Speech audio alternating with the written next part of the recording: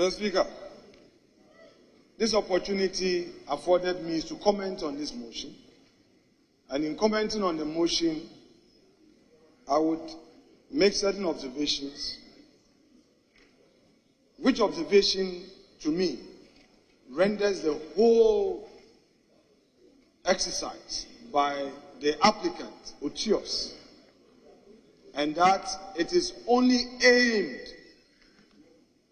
at going very political against the Minister of Finance, and the grounds upon which they relied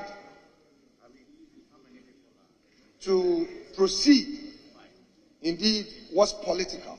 And it's obvious from the conduct of the proponent, including the co-chair who just seconded the motion. Mr. Speaker, in the words of the co-chair of this motion, he argues that the committee is not a quasi-judicial body. Neither is it an administrative body, but that the committee is engaged in a political process. These were his words. So, Mr. Speaker, it is now up to us as a House to ask a question whether a mere political process is a means of indicting a public officer. Mr. Speaker, this is a committee that could not come out with findings of fact in the words of the co-chair who seconded the motion. Where are your findings? You said that you have unassailable evidence. You said that you've heard from the proponent. Suffice to say that you yourself, you were a judge in your own cause. You were a member of the group that applied to Mr. Speaker to move this motion, and then you also sat as a co-chair of the committee. That is what happened. And then you are telling us that you could not come out with findings of fact.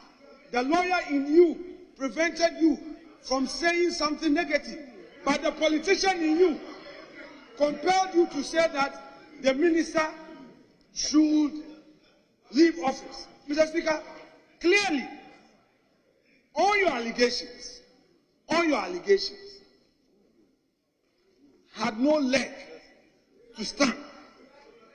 All your allegations stood on stilts, and you yourself, you were candid.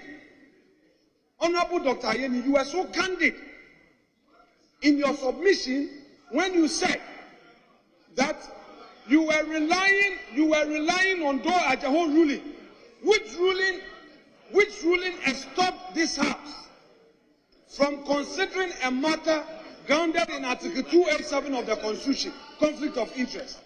If that is the case, if you know that there's a ruling that outs the jurisdiction of this House when it comes to conflict of interest, why then did you proceed to make comments on conflict of interest? Why then didn't you advise your colleagues that issue of conflict of interest could not be part of your grounds before this House? Mr. Speaker, I dare contend that should we proceed to vote on this matter, we will be setting a bad precedent.